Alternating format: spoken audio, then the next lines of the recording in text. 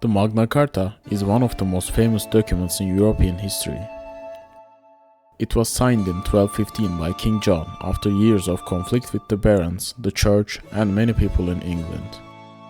When John accepted the Magna Carta, he also accepted that he was not above the law. This was a very new idea at the time. The document later became known for shaping politics, law, and society in 13th century England.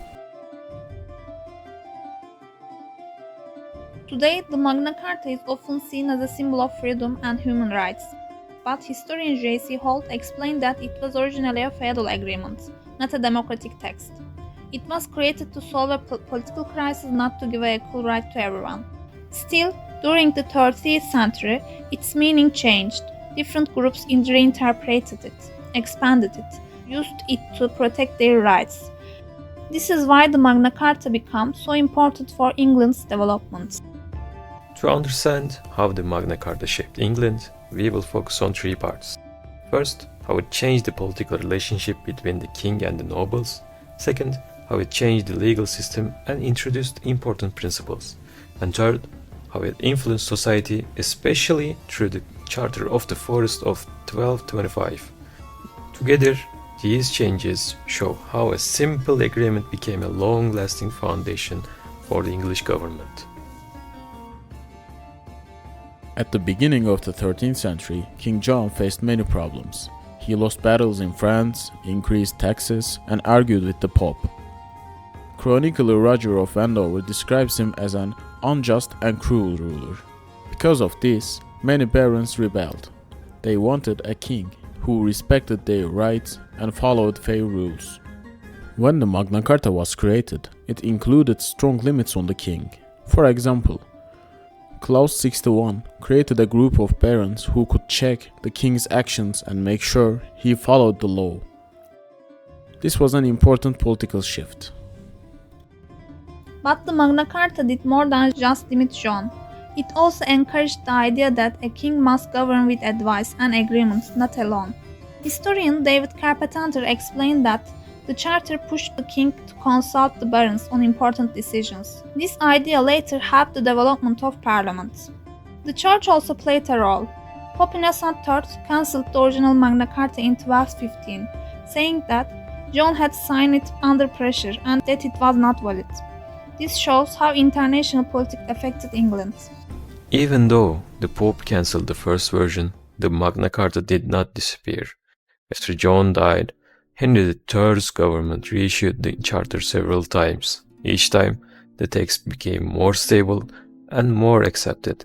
By the end of the 13th century, English kings understood that successful government required cooperation with the nobles, respect for written agreements, and limits on royal power. The Magna Carta had changed English politics permanently. The legal impact of Magna Carta was also very important. One of its most famous lines is in Clause 39. No freeman can be arrested or punished unless it's done by the lawful judgment of his peers or by the law of the land. This idea became the basis of due process, meaning that legal procedures must be fair. Historian Nicholas Vincent says that this was a major step because it made the law something written and stable, not something based only on the king's wishes.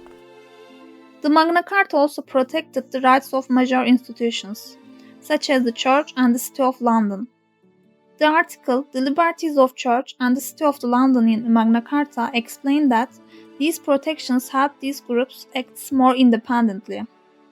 This reduced the king's power and created a more balanced system. In addition, the charter set rules about inheritance, property, and taxes. Holt writes that although these rules most served the barons, they included ideas that later became universal legal rights. As the Magna Carta was reissued many times, it became a trusted guide for legal decisions. People began to use it in disputes and arguments about justice. Its principles influenced how courts worked and how legal rights were understood. Over time, it helped create a legal tradition where the law had authority over everyone, including the king. This was a major legal development for England. While the Magna Carta mainly helped the barons at first, its social effects grew in the following decades. One of the strongest examples is the Charter of the Forest, first issued in 1225. This charter gave ordinary people more freedom to use forest lands for grazing animals, collecting woods, or traveling through the royal forests. These rights were important for everyday life and allowed people to support their families better. Roger of Wendover describes how King John's action also hurt common people, not just nobles. Because of this, many people believed that rules should act fairly and respect laws. The protection in the Magna Carta and the Charter of the Forest helped merchants, the church, and freemen. With more secure property and clear rules, trade increased, town grew, and people felt more confident in the legal system. By the end of the 13th century, the idea that the king must rule through council and law had become normal for English society. People expected fair treatment and predictable rules. This was a major change from early times, when the king had almost unlimited power. The social impact of Magna Carta shows how written laws can change not only governments but also expectations of everyday people. To sum up, the Magna Carta changed 13th century England by limiting the king's power and starting a more balanced political system.